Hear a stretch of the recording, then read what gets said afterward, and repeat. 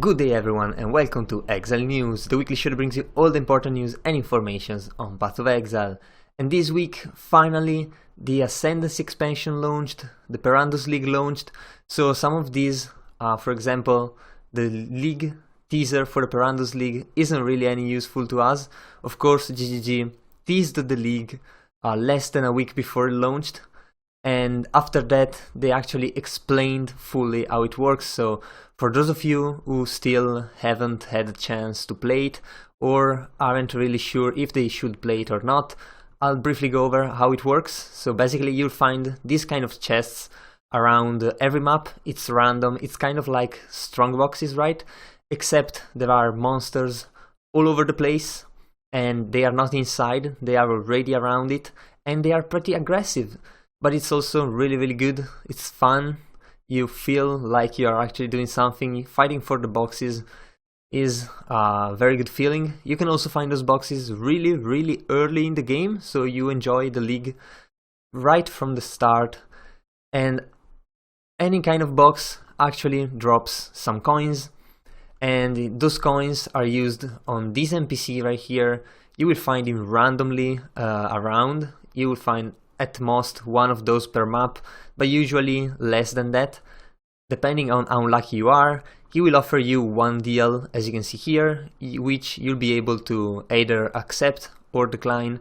If you accept, you need to have enough coins, and you'll be able to basically buy what he's offering you. And the deal can be like really bad, or it can be absolutely awesome. You can get some league specific items, some legacy items, so it's really strong. For example, these boots here, 50% increased movement speed, are absolutely amazing. You can wear them at level 1. However, we know from the challenges that these boots are going to be really rare. But yeah, you can be lucky and actually be able to buy these. So we also got teased these effects, which we're going to see right away, because GGG also teased, rather not teased, but just said straight out what the challenges are. And before taking a look at those, you can see here the effects, the MTX that you can win this time. And if you complete 12 challenges, there are 40 totals. If you complete 12, you get the footprints effect, which is a kind of a golden footprints effect. If you look it really closely, there are monies coming out of it, so it's pretty cool. If you complete 24, which is absolutely doable even for very casual players, you get this awesome weapon effect here. For dual wield, it automatically applies to both of the weapons. And if you complete 36 out of 40 challenges, which is actually quite hard, you get this awesome portal effect. So personally I believe these effects are much more interesting than an armor set, and I'm glad GGG is not just making the same effects every time. So I think this is a pretty good thing. Also, starting from I think the 15th challenge, every 3 challenges you complete, you'll get the totem pole as usual, going up to the 40th challenge for the full totem. I personally am not interested in the totem, but yeah, I'm sure some people are. And challenges ranges from really easy, like killing these random bosses here. You can find them. Some are actually part of the quests, so that's really easy. Some just complete by themselves, like unsealing the labyrinth. This is pretty much a challenge made for new players to understand that there is a labyrinth, because some of the trials are actually very well hidden, like in the catacombs. But yeah, really easy challenges going up. There's a lot of them, to some really hard or really time consuming, like fully leveling Zana again, or clearing maps with hate mods. However, you only need to complete 10 out of 15s. Otherwise, imagine clearing like a tier 15 map with hate mods. Of course, it also says you have to corrupt them with Valorbs, so yeah. There's also something to identify treasures. But yeah, you only have to identify 4 out of 12, so GGG is getting a bit more lax on these challenges, just so that everyone can actually have a shot at this. And I think the challenges are spread out pretty evenly. There's definitely an incentive to do those challenges, even if you are not just a completionist by yourself. So yeah, it's feeling pretty good. And also, if you are running a filter, an item filter, here are all the new things you need to do, you need to add to your filter, not to be left out. If you are using someone else's filter, be sure to actually download the latest version. You probably already did, but yeah, some of those filters got updated even after the league started, so yeah, be sure to have the latest version, which will help you a lot while playing. And of course, before the launch came the patch notes. So here's the full patch notes. You probably already know most of these.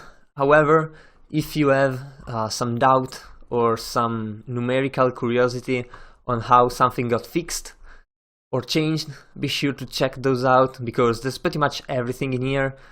It's also very impressive how there are only this much of balance and rework of gems and items, which is quite little compared to how it usually goes. So yeah, it's pretty interesting. Some of the very strong things got nerfed, and I'm pretty sure everyone is actually happy about that. For example, Valspark really got taken down because last league was a very strong thing.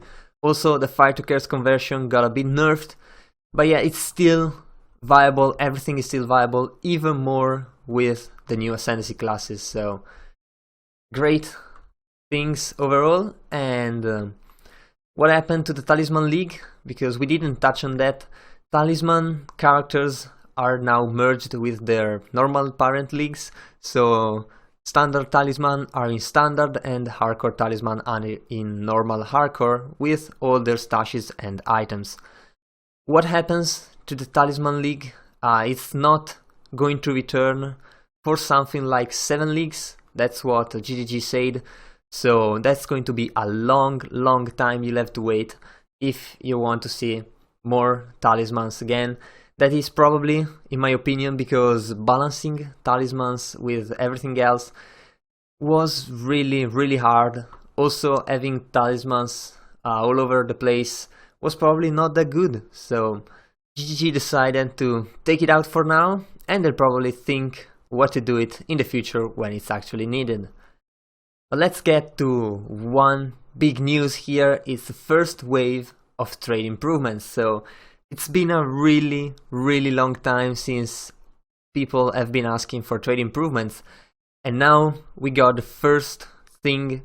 So first up is you need to have premium stash tabs, and this has generated some controversy. Players someone claiming for a bit of pay to win, someone claiming new accounts should have at least one premium staff, and I agree with a new account having one premium stash tab. However, beside that, how does this work? So when you right click on your premium stash tab, you can set this tab to public, and after that you can have all the items in the tab to have the same price, or you can put in a specific price like the exact price, no bargain, or you can put a price and a message like best offer, buyout, or looking for something. So that's how it works. When you put an item into those public tabs, if you right click it, you can set, as you can see, the price, the number, and the currency. It works exactly like it normally does with other tools, so that GGG kind of did this so that the outside tools, the search, and the other tools, for example acquisition and procurement, all works in the same way. And yeah, that's pretty much how it works. So that's pretty damn good. I've been using it for 1 day that I've been playing, and I already love it. Also, you are still able to use procurement, you are still able to use all the tools, of course. However, there is also this one that's new, so it's taking out nothing from what already worked, and it's adding to what works, so it's really, really good. And yeah, I really can't get over how good this thing is. It's been a very long time since I've wanted stuff like that, and I'm really glad it's here now. Also, it's the first thing out of all the trade improvements, so can't wait to see what else is in store from GGG. But yeah, on an unrelated note, there have been a couple of full realm crashes on the first day when the patch launched, and this was in part caused by the absolute amount of players logging in, breaking every record GG said from the past. However, there were also some other layering problems, like one bug really hidden into another bug, so that kind of stuff. If you are interested in the whole report, GGG is always very transparent on these things, so you can check it out here. I'll put a link in the description below. And there's also been some server instability as well, so be careful if you're playing hardcore. However, other than that, everything's been well. League's pretty good, normal labyrinth is pretty damn hard, so yeah, be really careful in there. And that's it for this week. If you enjoyed the video, leave a like and a comment down below. Also, if you want to remain updated every week, be sure to subscribe to my channel. So that was all. I've been your host Giorgio, and I'll see you guys the next time.